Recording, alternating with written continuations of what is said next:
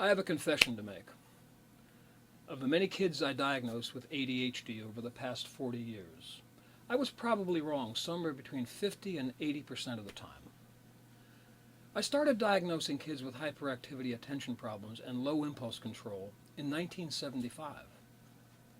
This was during my clinical internship in child and family therapy at the University of Maryland Department of Pediatrics. This is not an easy thing for me to admit. Many of these children went on to receive medication for a problem they may not have had.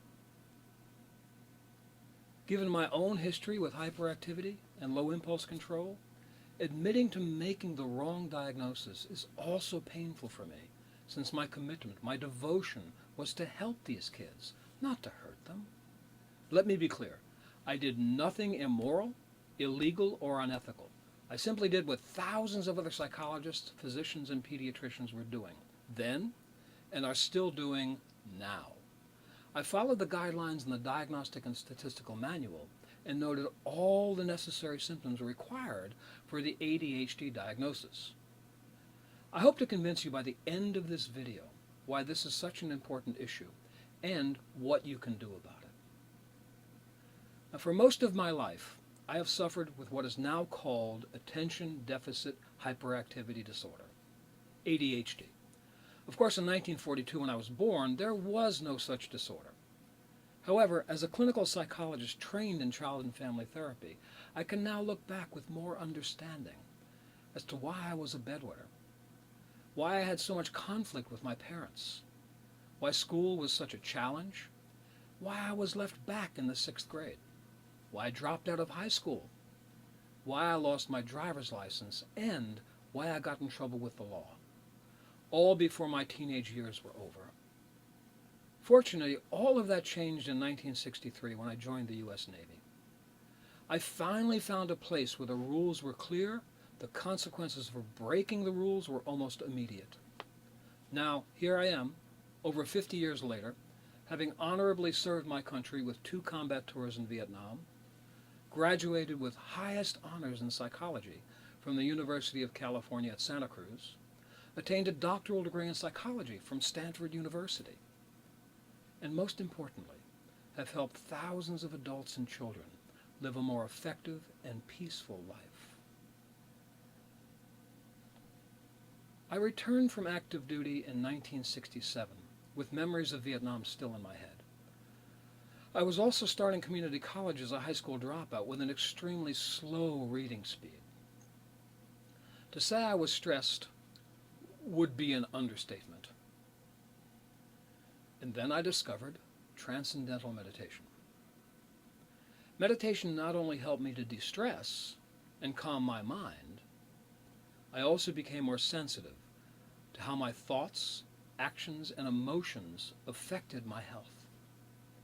So naturally, during my undergraduate, graduate, and postgraduate studies in psychology, I developed an interest in health and healing.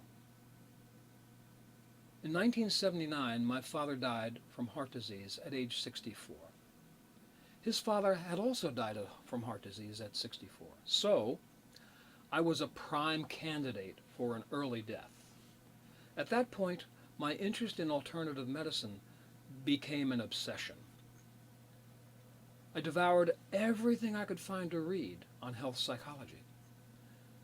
I invested thousands of hours in workshops on hypnosis and mind-body healing.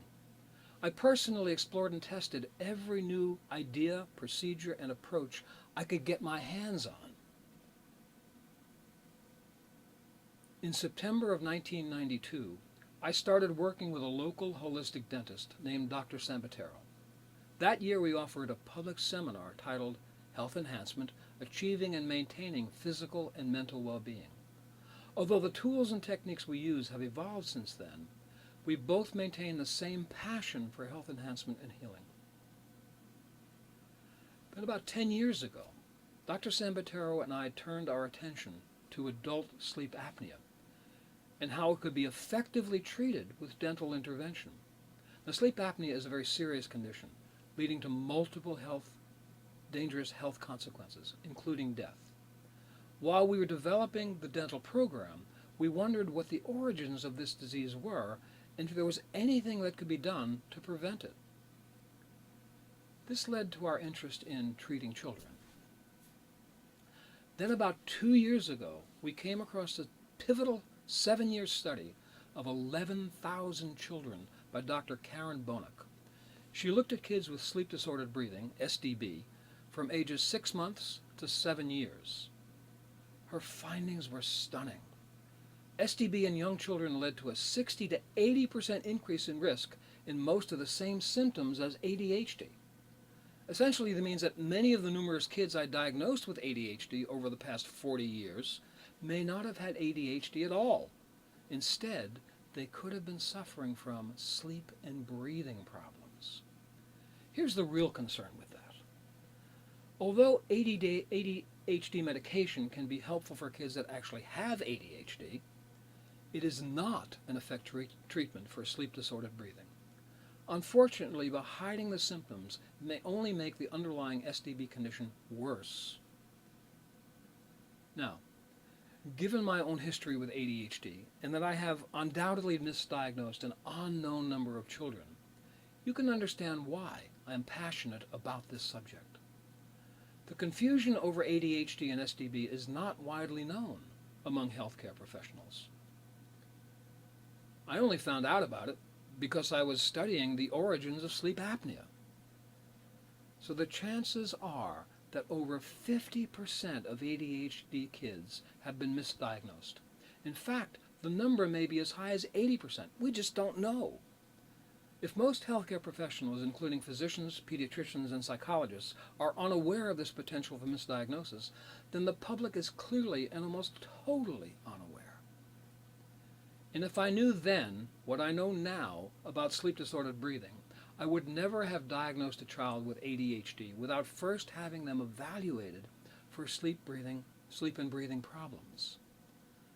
Dr. Sambatero and I are committed to do whatever it takes to bring this information to every parent and every child we can reach.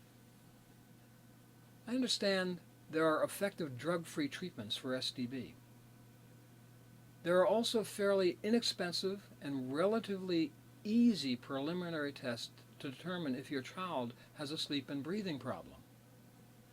This is why we have created our Effortless Sleep program, and why we invite you to come join us in our efforts to bring this to the attention of every parent. Thank you for watching, and I sincerely hope you can join us in this effort.